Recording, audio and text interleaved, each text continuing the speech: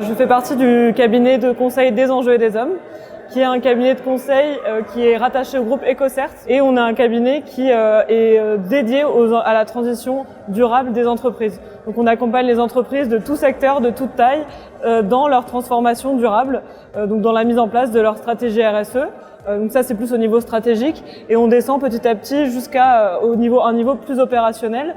qui concerne l'intégration de la RSE au sein des métiers. Donc faire en sorte que tous les acteurs, toutes les fonctions de l'entreprise en fait, puissent agir et puissent être impliqués sur les sujets liés à la stratégie RSE.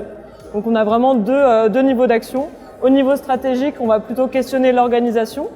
c'est-à-dire aider les entreprises et les organisations à définir leur raison d'être, à définir une stratégie, donc c'est-à-dire identifier les enjeux prioritaires compte tenu de leur activité, de leur secteur, de leur taille, en fixant des objectifs qui sont évidemment calqués sur les grands référentiels internationaux.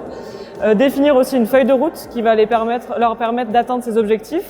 Et ensuite, le deuxième niveau d'action, c'est un niveau plus opérationnel, où là, on a vocation à agir plus au niveau du déploiement, donc à travers de la formation, à travers de la création de référentiels, à travers des outils aussi qu'on peut construire avec les équipes. Donc, par exemple, au niveau des achats responsables, comment est-ce qu'on va permettre aux équipes achats d'intégrer la durabilité dans leur quotidien et dans leurs fonctions. Il y a un gros sujet autour de la démarche globale, puisqu'en fait on se rend compte que les clients, les consommateurs sont de plus en plus avertis, et donc ils attendent un engagement des entreprises qui va au-delà des produits, qui est vraiment une démarche globale de l'entreprise, qui prend aussi en compte les collaborateurs, qui prend en compte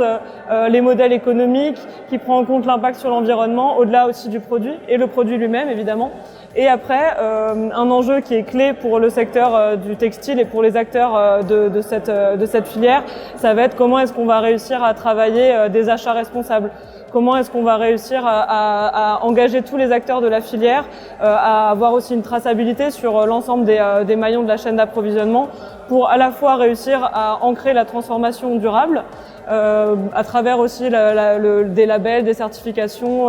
peu importe, des guides, des achats qui nous permettent de sécuriser ces filières d'approvisionnement, et aussi pour fournir aux consommateurs et aux clients des informations dont il a besoin pour faire des choix de consommation éclairés.